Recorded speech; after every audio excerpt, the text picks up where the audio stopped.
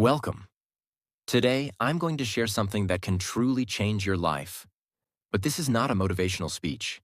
This is a system, a way of thinking, speaking, believing, and acting that brings real change, perfect for improving your English listening and understanding. So while you learn the lessons of life, you also grow in English. Believe in yourself. If you don't believe in yourself, the world won't either. Most people fail before they even try, because deep inside they think, I'm not good enough. I'm not smart enough. I'm not lucky like others. These thoughts are silent killers. This chapter says, you must build confidence from the inside. Imagine a boy named Sam. In school, he always stayed quiet. He thought, I can't speak English like the others. I'll look stupid. So he never raised his hand, never practiced. One day, a teacher told him, you are not less than anyone. You just think you are. Those words changed Sam. He started talking to himself positively every morning. I can learn. I am not afraid. I will improve. 6 months later, Sam was standing on stage, giving a speech in English. His hands were shaking, but his heart was strong. Why? Because he believed in himself. This chapter teaches, remove the negative voice inside you. Replace it with positive self-talk. Speak to yourself like you would speak to someone you love. Action tip. Each morning, look in the mirror and say, I believe in myself. I'm capable. I can do difficult things. Do it for 30 days, and you will feel unstoppable. Chapter 2. A peaceful mind means a powerful life. You can't think clearly if your mind is full of noise. This chapter teaches you to make your mind peaceful, because peace gives you power. Think about your phone. When it has too many apps open, it slows down. Your brain is the same. Anger, stress, jealousy, overthinking. These things keep running in the background and drain your energy. To live a powerful life, you must calm the inner storm. Example. There was a woman named Maria. She worked hard but was always tired, angry, and sad. Her boss shouted, her kids complained, her husband didn't listen. One day, she sat under a tree, closed her eyes, and breathed deeply.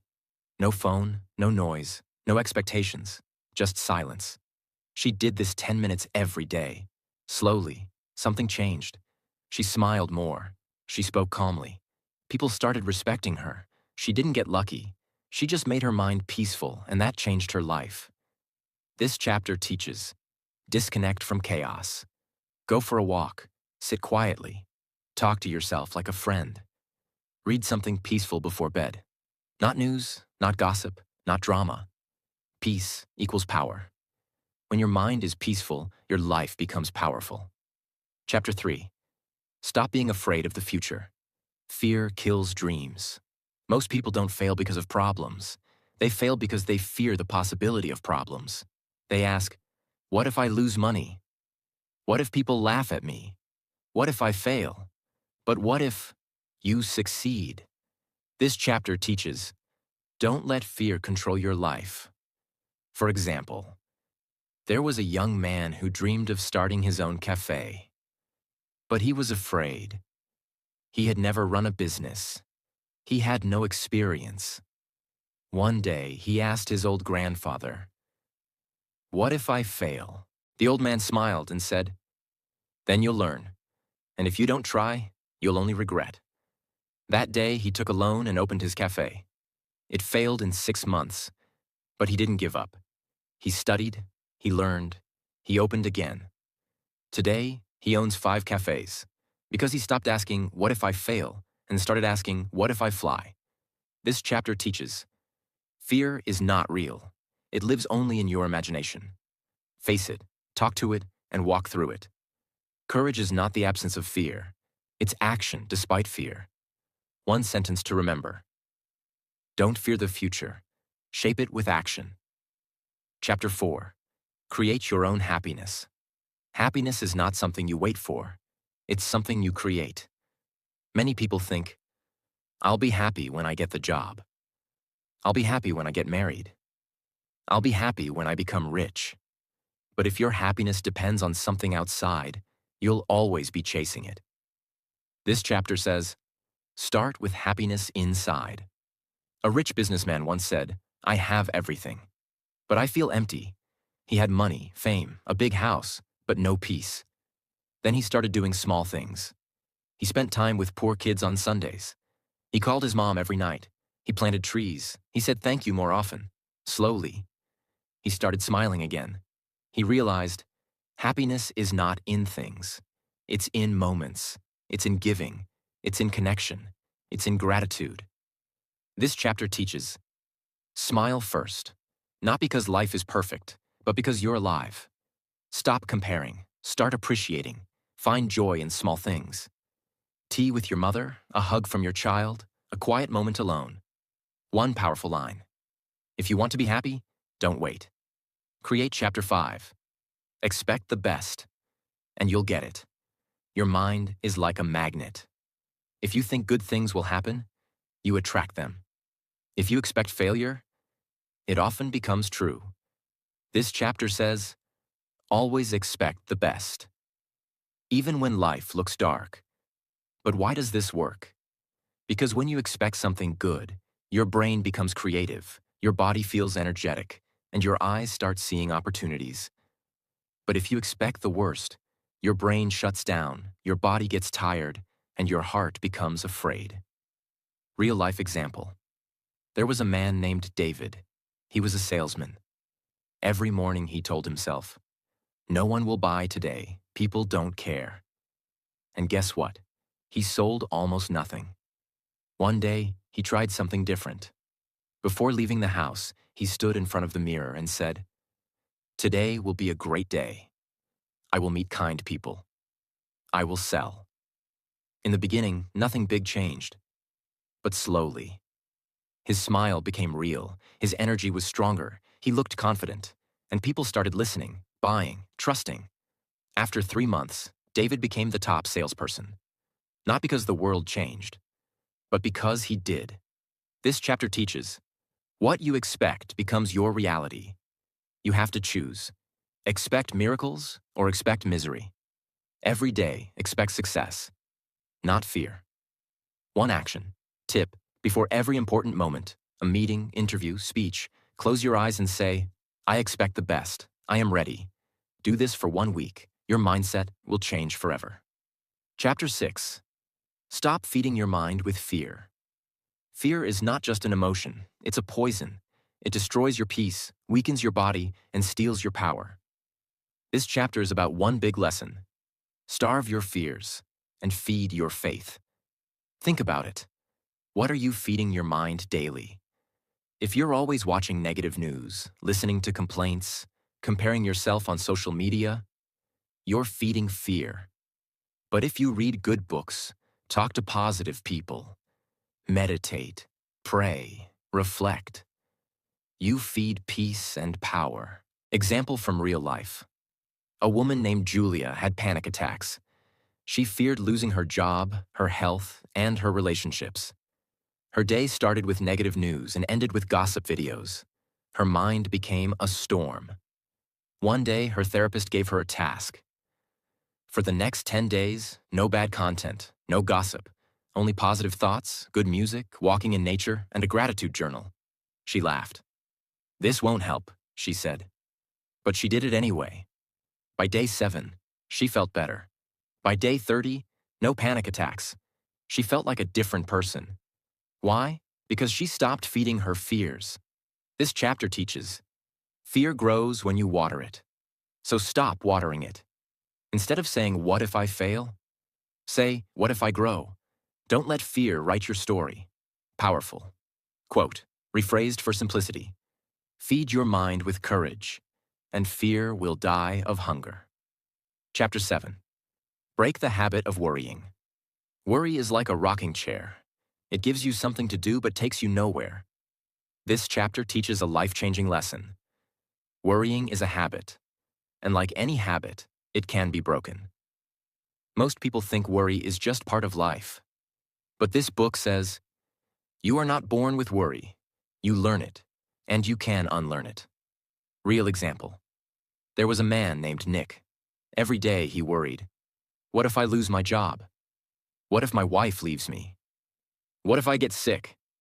One day, he heard a speaker say something strange. Write down all your worries on paper, then burn the paper. He thought it was silly, but he did it. He wrote, I'm afraid of being poor. I'm afraid of dying alone. He burned the paper. He felt lighter. He kept doing it. Every week, and slowly, his worries lost power. Why? Because he started releasing them, not holding them inside. Another tip from the chapter. Divide your worries into 3 parts. 1. Worries you can solve now?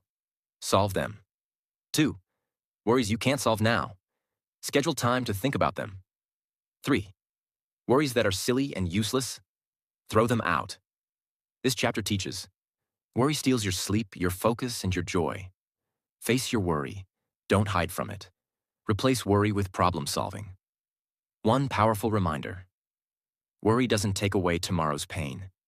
It only takes away today's peace. Chapter 8. Trust the power that's greater than you. This chapter is deeply spiritual, but very simple. It says, there is a power in this universe, something bigger than you. And when you trust it, you feel safe, strong, and protected. Some call it God. Some call it the universe. Some call it faith.